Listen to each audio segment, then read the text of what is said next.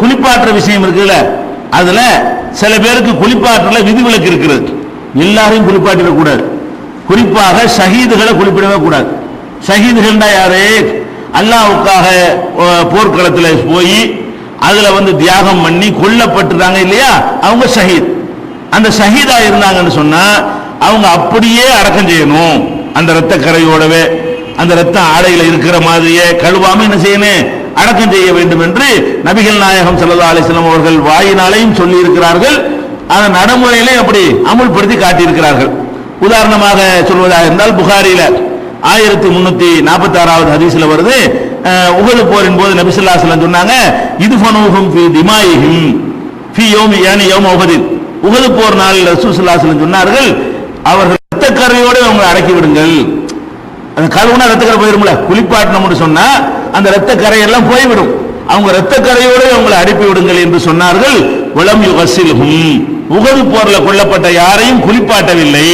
அப்ப குளிப்பாட்டவில்லைன்னா தண்ணி கிடைக்கலங்கிறதுக்காக கூட குளிப்பாட்டாம இருந்திருக்கலாம். நம்ம அப்படி நினைக்கலாம். ரசூல் ஸல்லல்லாஹு அலைஹி வஸல்லம் சிறந்த இரத்த கரையோடவே நீங்க அடைக்கிறீங்க, குளிப்பாட்டாம அடைக்கிறீங்க, குளிப்பாட்டாம அடைக்கிட்டாங்க. இது புகாரில 1346வது ஹதீஸ்லயும் இருக்கிறது. அதே மாதிரி 1348வது ஹதீஸ்லயும் இருக்கிறது. இதை பார்க்கிற ஒருத்தருக்கு எப்படி தோணலாம், அது தண்ணி இல்லாம இருந்தது, போர்க்குளத்துக்கு தண்ணி இருக்குமா, ஊரை விட்டு வெளியே போய் சண்டை போடுறாங்க, அங்க போயிட்டு போட்டு போறீங்க கழுவுறதுக்கு தண்ணிக்கு எங்க போறது, அதனால கூட இரத்த கரையோட அடக்கியிருக்கலாம்ல அப்படின்னு நினைத்தால் அது அல்ல காரணம். ரசூல் ஸல்லல்லாஹு அலைஹி வஸல்லம் அவர்கள் தண்ணி இருந்தாலும் குளிப்பாட்டி இருக்க மாட்டார்கள். வேற ஒரு காரணத்துக்கு செஞ்சாங்க. என்ன காரணம்? அது புகாரியில 2803வது ஹதீஸ்ல இருக்கிறது. நபிகள் நாயகம் ஸல்லல்லாஹு அலைஹி வஸல்லம் அவர்கள் சொன்னார்கள், அல்லாஹ் என் உயிர் யார் கையில் உள்ளது நஃப்ஸி பியதிஹி, என்னுடைய உயிர் யார் கையில் இருக்கிறதோ அவன் மேல் சத்தியமிட்டு சொல்கிறேன், எந்த ஒரு அடியானாவது அல்லாஹ்வுடைய பாதையிலே காயம்பட்டு இரத்தத்தோட இருப்பானேயானால் அவன் இரத்தக்கரையோடு வருவான். வல்லவுனு லவ்னு தமி வர்ரீஹு ரீஹுல் மிஸ்கி, இரத்தம் நிறம் இரத்த கலராக இருக்கும், அதிலிருந்து வருகிற வாடை கஸ்தூரி வாடையாக இருக்கும்.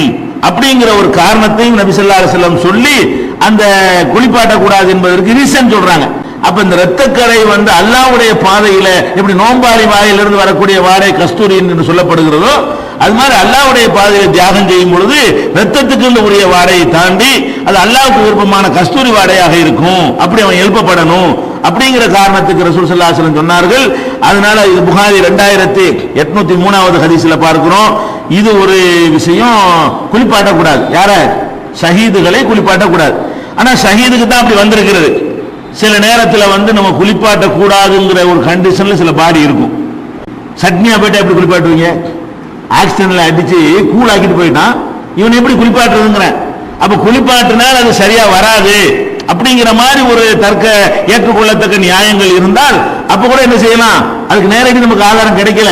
குளிப்பாட்ட ஏழாட்டில் ஆயுள்ளிபுல்லாஹு நஃப்ஸன் இல்லா உஸாஹா, எந்த ஆத்மாவையும் சக்திக்கு மீறி அல்லாஹ் என்ன செய்ய மாட்டான், சிரமப்படுத்த மாட்டான். இது எப்படி குளிப்பாட்டுறது? இந்த பாடியா மேலதான் குளிப்பாட்டு என்பது மேல உள்ளதுக்கு தான் குளிப்பாட்டுதல். இப்ப உள்ள போய் எப்படி குளிப்பாட்டுறதுலாம் துண்டுதுன்னா செதறி போய் கூடாவுல இருக்குது, அது குளிப்பாட்டுறதுக்கு அர்த்தமே இல்லாம போயிடும். அதனால அந்த மாதிரியான குளிப்பாட்டுதல்களை தவிர்க்க முடிஞ்சா அல்லாஹ் அதுக்கு ஒன்று குற்றம் பிடிக்க மாட்டான்.